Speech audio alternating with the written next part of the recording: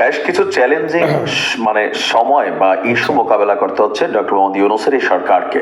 হ্যাঁ, অবশ্যই। এই সরকারের কাছে মানুষের আশা প্রত্যাশা শেষ নাই। আচ্ছা। আর আমরা মনে করি এই সরকারটা হচ্ছে ওই সরকার যেই সরকার মানে এমন কিছু কাজ করবে যেটা আমাদের কোনো পলিটিক্যাল সরকার কখনো করে নাই। তার মধ্যে কি দেখেন, বাংলাদেশের রাষ্ট্র ক্ষমতায় গত 53 বছর একটা জিনিস কমন ঘটেছে। হাতে গোনা 5% মানুষ হয়তোবা ব্যতিক্রম, কিন্তু 95% মানুষ একটা ধারায় হাঁটছে। তবে এই ধারাটা বাড়তে বাড়তে এমন একটা ধারায় চলে গেছে যে আস্তে আস্তে বাংলাদেশের যে মেরুদণ্ড, হৃৎপিণ্ড, আতজুরি যা আছে সবগুলা ছিদ্র হয়ে গেছে। অ্যাজ এ রেজাল্ট ধনীরা ধনী হচ্ছে, সিস্টেম করাপ্টেড হচ্ছে, গরিবরা আরো গরিব হচ্ছে, দেশের সর্বোপরি মারা যাচ্ছে। এইরকম একটা সিচুয়েশন থেকে বাংলাদেশকে উদ্ধার করার জন্য সামনের দিনগুলোতে একটা এক্সাম্পল ক্রিয়েট হয়ে যাবে। পাশাপাশি বাংলাদেশের অর্থনীতি, বাংলাদেশের মেরুদণ্ডটাও অনেকটা শক্তিশালী হবে। তবে কাজটা অনেক চ্যালেঞ্জিং। যদিও আমরা জানি ডক্টর ইউনূসের পশ্চিমা রাষ্ট্রগুলোতে যথেষ্ট মিত্র শক্তি আছে।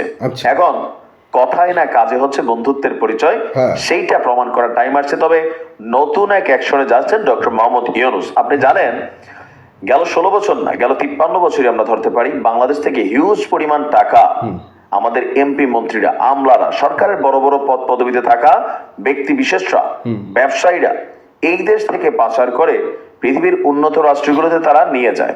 সুইস ব্যাংক থেকে শুরু করে একসময় সবার গন্তব্য ছিল Swiss bank, but right now গেল 16 বছর সবার একটা কমন জায়গা হয়েছে কানাডার বেগমপাড়া। এমনকি বাংলাদেশ থেকে হিউজ পরিমাণ টাকা বিদেশে পাচার হয়েছে। তবে এই পাচারের বেলায় শুধু যে বড় বড় এমপি মন্ত্রী তারাই কানেক্টেড তা না, আমি আপনি আমরা যারা আছি আমরাও কিন্তু বাটপার কম না। আমাদের যে নির্ধারিত ডলার এন্ডোজ করা যায় পাসপোর্টে, এর বাইরে কিন্তু যারাই বিদেশ সফরে যাচ্ছি ডলারে এন্ডোজ করতেছি $200, মানি ব্যাগে কিন্তু থাকে 300। যে 100 আপনি পাচার করলেন, আপনিও কিন্তু পাচারকারী।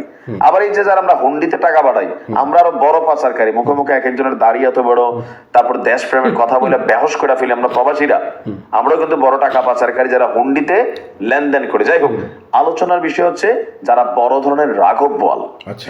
দর্শক, বাংলাদেশ থেকে একটা হিউজ টাকা বাংলাদেশের বাইরে গেছে, তবে সবচেয়ে বড় গন্তব্য ছিল কানাডাতে। আর সর্বশেষ বাংলাদেশ থেকে পাচার হওয়া অর্থ উদ্ধারে কানাডার সরকারের সাথে একটা আলোচনায় বসেছেন ডক্টর মোহাম্মদ ইউনূস। আর গতকালকে আপনার ঢাকায় নিযুক্ত Canadian high commission Ajit Singh এর সঙ্গে তিনি সাক্ষাৎ যখন তার সাথে হচ্ছে, সে সময় কানাডার বেগমপাড়াতে থাকা সম্পদকে শনাক্ত করা, যে কোন কোন সম্পত্তিগুলো বাংলাদেশের কার কার আছে, সেগুলোর আয়ের উৎস কি, নাম্বার 2 কানাডার সরকার কর্তৃক সেগুলোকে জব্দ করা, নাম্বার 3 এরপর ওই টাকাটা বাংলাদেশে রিটার্ন নিয়ে আসা। এই একটা বড় ধরনের ভূমিকার দিকে যাচ্ছে।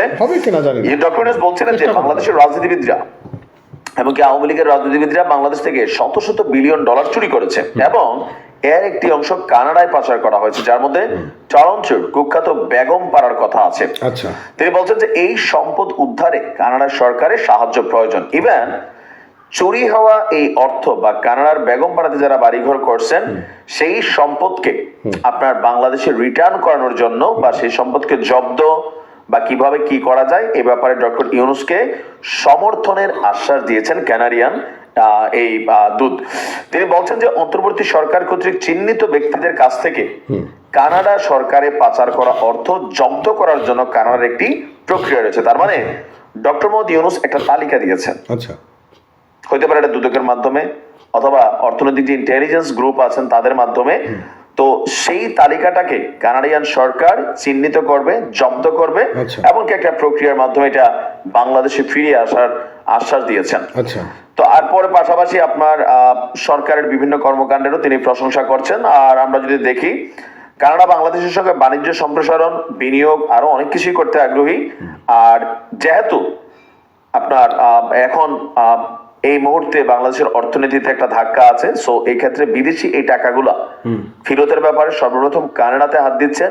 এর পাশাপাশি ইউরোপীয় ইউনিয়নের যে রাষ্ট্রগুলো আছে যেখানে অনেক বাঙালি বাংলাদেশিরা আমরা টাকা পয়সা পাচার করে বিশাল একটা হুলস্থুল অবস্থা করছি, সেই জায়গাগুলো থেকেও একই প্রক্রিয়ায় লিস্ট করে করে নাম ধরাই দেওয়া হবে এবং তাদের সম্পদকে ওই দেশের সরকার কর্তৃক জব্দ করা এবং এটাকে বাংলাদেশে ফিরিয়ে আনা। তবে একটা জায়গায় একটু খটকা আছে, সেটা হচ্ছে পশ্চিমা রাষ্ট্রগুলো মুখে মুখে যতটা ভালো মানুষ, কাজের বেলায় কিন্তু তা না। কারণ তারা তাদের দেশে অর্থনীতিকে চাঙ্গা করার জন্য সারা পৃথিবী থেকে অনেক ধরনের ঘটনার, টাকা পয়সা লুটপাটের, এগুলো কিন্তু তারা তাদের দেশে আশ্রয় দেয় বা নাগরিকত্ব দিয়ে দেয় ডাইরেক্ট বিনিয়োগের মাধ্যমে। তো যারা বিনিয়োগ করে ফেলছে, যারা নাগরিকত্ব পায় ফেলছে, তাদের টাকাটা কিভাবে আনবে? তারপরে ডক্টর মোহাম্মদ ইউনূসের এই সিদ্ধান্তকে আমি সাধুবাদ জানাই, যেন আগামী দিনে যদি সত্যি ফিরে আনতে পারে, নেক্সট টাইম ইন ফিউচার যারা রাষ্ট্র ক্ষমতায় যাবেন তাদের মাথায় থাকতে হবে যে দেশের সম্পদ লুটপাট করে বিদেশি নিয়ে আরামায়েশে কিন্তু বসবাস করা যাবে না। হোপসো রাষ্ট্রগুলো আমাদেরকে সহযোগিতা করবে। ধন্যবাদ। আসসালামু আলাইকুম। তো যাই হোক, আপনারা তো দেখলেন ভিডিও এত সময় ধরে। আসলে মূলত যে প্রতিশ্রুতি দিয়েছে বা যে কথাগুলো বলেছে, আসলে এটাকে সম্ভব কিনা? আসলে ডক্টর ইউনূস তিনি যে কথাগুলো বলছে, তিনি কি পারবেন নাকি বিদেশ থেকে টাকা নিয়ে আসার জন্য? হয়তো তিনি চেষ্টা চালাবেন, অথবা তিনি পাবলিকের সিম্পিতি নেওয়ার চেষ্টা করবেন, যে কোনো একটা। মানে বিশেষ জায়গাগুলো তো মানে এখন ঘুম ধরেছে, মুখে একরকম কথা, বাস্তবে আর একরকম কথা। এই সরকারের সময় তো কোনো কিছু নিয়ন্ত্রণ করতে পারতেছে না, সব জায়গাতে অনিয়ম হচ্ছে। এই নিয়ন্ত্রণগুলোকে আগে করা উচিত বলে আমরা মনে করি। তো দেখা যাক কতটুকু করতে পারে।